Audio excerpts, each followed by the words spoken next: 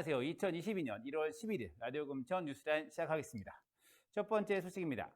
네, 시흥사동의 817, 818, 819 그리고 167번지가 가로주택 정비사업 선도구역으로 편입을 지금 예정하고 있는 것으로 밝혀졌습니다.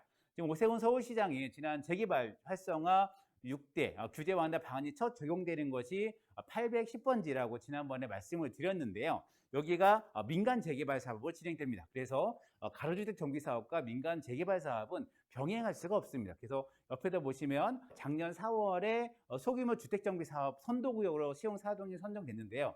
지금 빨간 테두리 부분이 바로 선정구역입니다. 중복되는 민트색, 초록색 부분이 민간 재개발 구역으로 지난 12월 달에 선정이 됐는데 그래서 이 구역이 빠집니다. 그래서 선도구역에 빠지다 보니까 그 옆에 지금 지난번에 시흥아파트 817번지가 지금 언급이 없었다고 얘기했는데 거기까지 이제 포함하는 선도구역을 재정비를 좀 하는 것을 금천구가 지금 추진하는 것으로 좀 밝혀졌는데요. 좀 자세히 좀 살펴보면 요 파란과 빨간 테두리 부분이 4월 달에 소규모 주택 재정비, 주택을 재정비하겠다는 그런 구역으로 선도구역으로 지정됐고 요번에 12월 달에 이 초록색 부분이죠. 여기가 민간 재개발로 추진하겠다고 서울시가 이제 선정이 됐습니다. 그러다 보니까 요 전체 구역에서 이 초록색 부분이 빠지는 거죠. 그래서 여기는 재개발이 되는 거고 이쪽은 자율주택 정비 사업이 진행이 됩니다. 그래서 요번에 좀 새로 추가되는 것으로 검토가 되는 부분이 요 부분입니다. 지금 여기가 위에가 810번지고 여기가 지금 요 부분이 시흥아파트 부분입니다. 그래서 817, 818, 819번지 그리고 이쪽에 있는 지금 169번지까지 아마 좀 이것을 포함하는 것을 금천구청이 좀 논의를 하고 있고 이런 관리 그 구역 지정은 올 하반기에 좀 얘기가 될 것 같습니다. 그래서 하반기에 발표가 될 예정이고 관리 지역 지정과 함께 관리 계획도 함께 발표해서 이후에 사업이 추진될 수 있도록 진행하겠다고 좀 밝힌 바가 있습니다.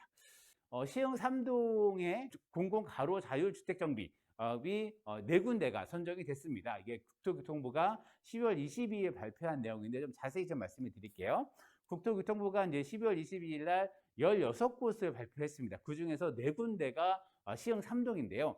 공모의 그 제목은 공공참여형 가로 자율주택정비사업 1차 공모였습니다. 그 결과가 발표된 건데 그러니까 공공참여형 그러니까 LH가 나서서 주택정비 사업을 하겠다라는 내용입니다. 그래서 시흥 3동 같은 경우는 이 4군데는 LH와 함께 주택정비 사업을 진행하는 것으로 아시면 될 것 같고요. 국토부는 사업주 지분들과 협의를 이제 LH가 하고 그리고 공동 사업 시행을 위한 절차를 추진할 건데 일단 조합을 설립을 해야 되는 거고요. 그리고 이제 LH와 조합 간에 이제 공동 시행 협약을 맺고 그러니까 올 초부터 이제 사업 진행이 가시될 거라고 이제 밝히긴 했습니다.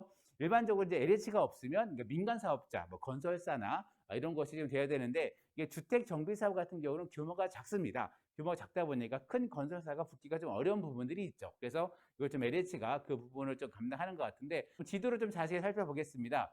일단 여기는 시흥 3동 아까 시흥 4동처럼 가로주택 정비사업 선도지구로 선정된 구역 중에 하나입니다. 이게 보시면은 이 학교가 금천고등학교고요. 여기가 중앙하이츠 빌라가 모여 있는 곳입니다. 여기 부분이고 이 옆에 부분의 이 빌라는 아마 자체적으로 이런 재건축을 진행하고 있는 것 같고요. 그리고 또 하나의 구역은 그 건너편입니다. 중앙하이츠 건너편 부분, 이 부분이 또 같이 LH와 함께하는 공공용으로 진행이 될 예정이고요. 여기가 또 시흥 3동에 여기가 석시역 건너편입니다. 여기가 시흥대로, 끝에가 시흥대로고요. 이게 철제상가입니다. 철제상가에서 삼각형 구역이 지금 공공개발로 지금 들어가 있고요. 그리고 여기 그 밑에, 여기 삼각형 바로 밑에 부분입니다. 바로 밑에 부분까지도 이렇게 LH와 함께 하는 가로주택 정비 사업으로 선정이 좀 됐습니다. 그래서 여기 분들은 이제 조합을 설립하거나 아니면은 뭐 22가구 이하면 뭐 주민협의체 설립을 해서 LH와 협약을 통하고 이렇게 또 진행할 예정이라고 좀 밝혔습니다. 네, 이번에는 좀 금천구 의회 소식인데요. 지난 11월, 12월에 금천구 의회가 정례회를 진행했는데요. 행정사무감사도 진행했습니다. 그래서 행정사무감사를 11월 22일부터 30일까지 6일간 진행했는데요. 12월 20일 날 마지막 마무리 행정사무감사를 마무리하면서 이 결과 보고서를 채택했습니다. 그래서 감사는 총 421건이 지적됐습니다. 보시면 감사 내용 같은 경우는 뭐 시정을 처리한 요구사항이 있고요. 이게 339건, 그리고 건의사항이 있습니다. 이게 67건, 그리고 모범 사례가 있는데 이게 15건인데 이게 총 합쳐서 421건이 있는데 이 중에서 김용술 구의원 더불어민주당의 독산 234동이죠. 102건을 지적을 했습니다. 최다로 많이 지적을 했죠. 그리고 박창길 구의원 가산 독산동의 국민의힘 구의원입니다. 7건으로 가장 좀 낮은 그런 지적사항을 밝혔습니다. 그래서 이게 뭐 많이 한다고 좋은 거죠. 많이 하면 열심히 한 거니까 그만큼 관심 있게 받는 게 아닌가 생각이 드는데 위원들 순서를 만들어 봤습니다. 그래서 김홍철 위원이 102건으로 가장 많고요. 그 다음으로 윤영희 구의원 시흥 2, 3, 5동이죠. 국민의힘의 윤영희 구의원이 60건으로 그 다음 뒤를 이었습니다. 그리고 김영석 구의원 독산 2, 3, 4동 국민의당의 김영섭 의원이 52건이고요. 시흥 2, 3, 5동의 더불어민주당의 류명기 의원이 50건, 그리고 그 뒤를 이어서 비례의 강수정 의원이 47건으로 순서대로 이렇게 나왔습니다. 그리고 감사에 지적된 부서로 보게 되면 마을자치과가 20건으로 가장 많은 좀 지적을 받았고요. 그 뒤이어서 교통행정과와 공원녹지과가 17건의 지적을 받았습니다. 이런 내용들은 구정질이나 아니면은 그 행정사무감사에서 저희들이 지금 전해드린 바가 있고요. 그거를 통계를 지금 행정사무감사 결과보고서에 나와서 그거를 전해드렸습니다. 참고로 할 거는 구정질의 여부인데 구정질을 한 의원은 일단 윤영희, 김영섭, 강수정 의원이 구정질을 한 것도 함께 전해드리겠습니다. 네, 그리고 금천구청역에 엘리베이터가 없는 문제는 저희가 몇 번 말씀을 드렸는데 국가인권위에서 이거는 차별이다라고 좀 규정을 하고 여기를 시정할 것을 권고했습니다. 그래서 지난 2021년 11월 3일자로 시정 권고를 했는데요. 국가인권위는 엘리베이터가 설치되지 않는 것은 휠체어를 사용하는 이동약자의 이동권을 제한하는 차별이라고 규정을 했습니다. 지금 금천구청역 같은 경우는 역사는 이용할 수가 있습니다. 그런데 역사를 통해서 많은 그 비장애인 분들은 한내천, 안양천으로 넘어갈 수가 있는데요. 이 장애인 분들은 이런 한내천으로 넘어갈 수 있는 방법이 없습니다.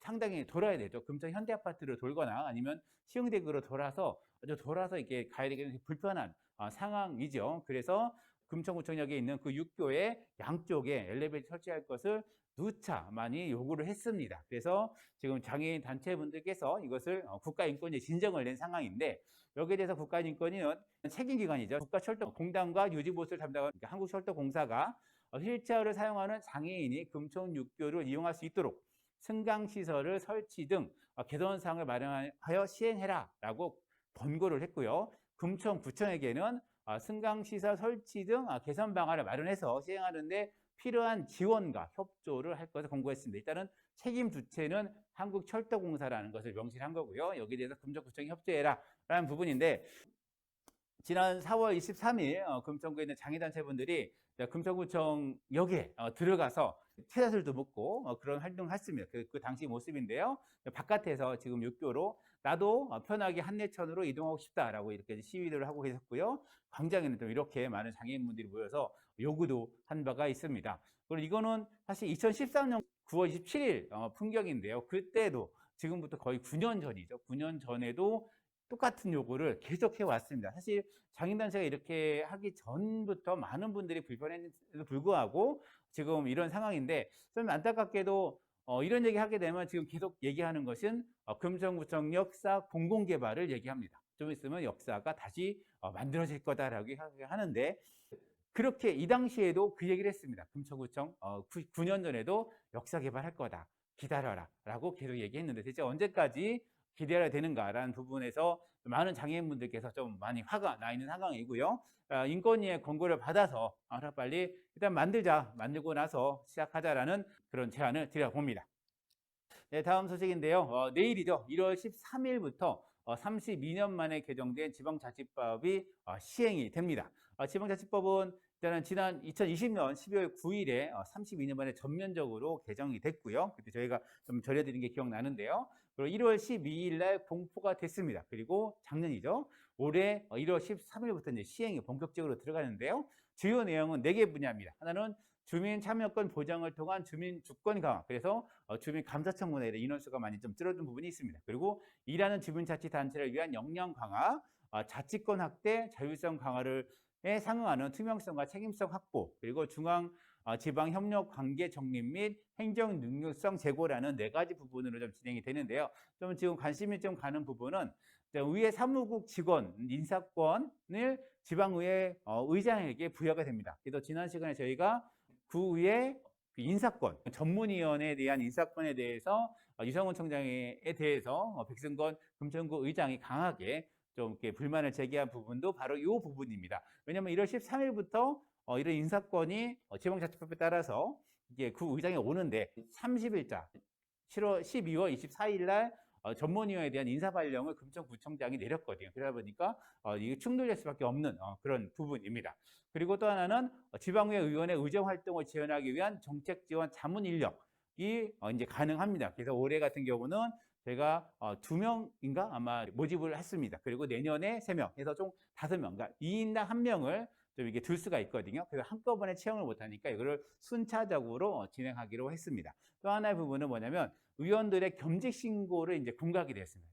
공개하게 되어 있습니다. 그리고 겸직이 불가능한 부분도 있습니다. 뭐냐면 금천구청에서 출연한 기관의 임직원이나 아니면 출연한 단체, 아니면 위탁기관의 단체에 임직원을 할 수가 없는 부분이 됐습니다. 그래서 이거 좀 저희가 다음에 한번 세세하게 좀 보내드릴 건데, 이제 지방의원도 겸직에 대해서 신고를 해야 되는 것이고, 겸직에 대해서 어느 정도는 안 된다, 이런 규정이 좀 더 강화되는 부분들이 있습니다. 그래서 이런 거는 다음에 한번 더 한번 다뤄보겠습니다.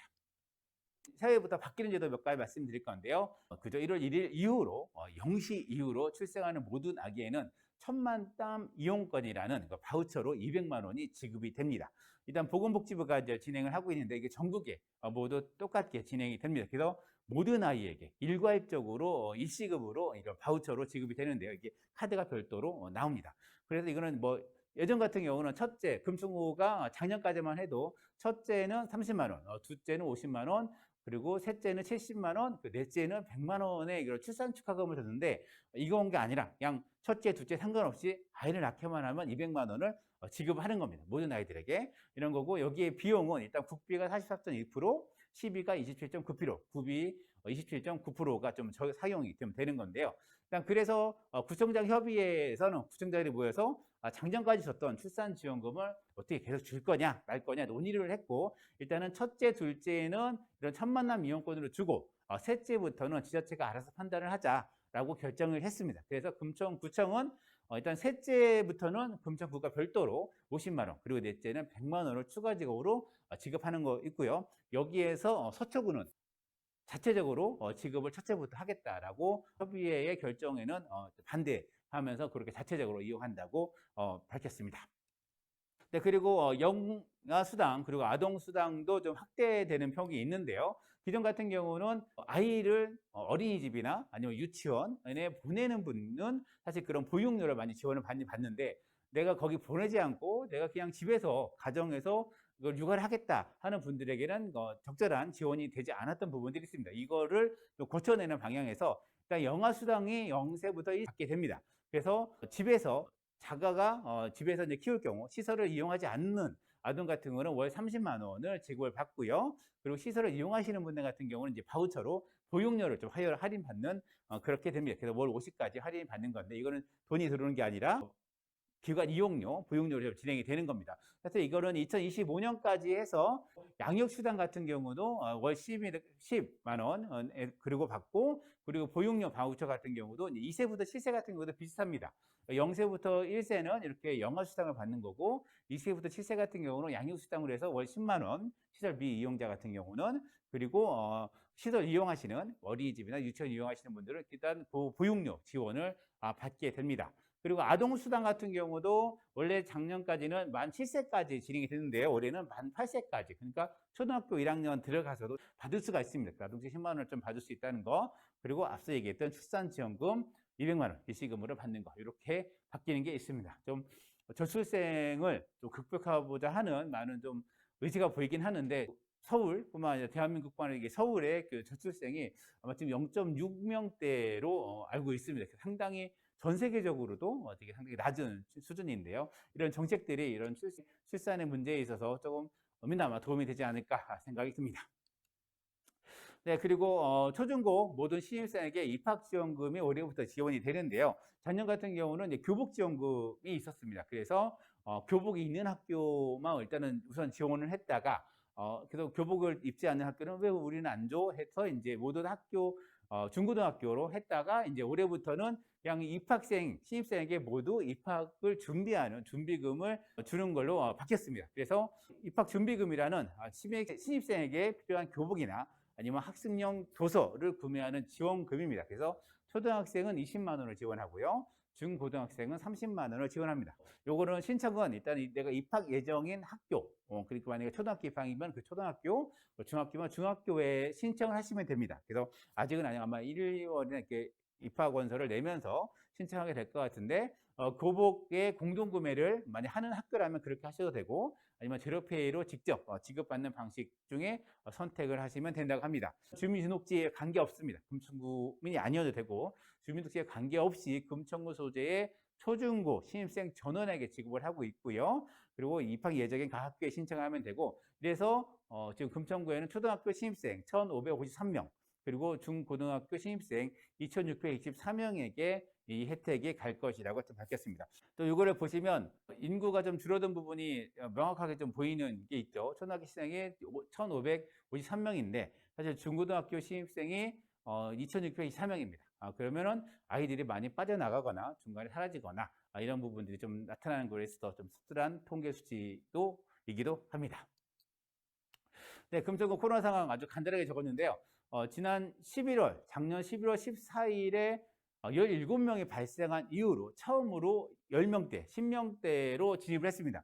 1월 9일 날 19명이었고요. 그리고 1월 12일 날, 어제였죠? 15명입니다. 그러니까 가장 좀 낮은 일요일 날 검사한 분들의 결과가 나오는 1월 10일이 15명으로 좀 줄어들었죠.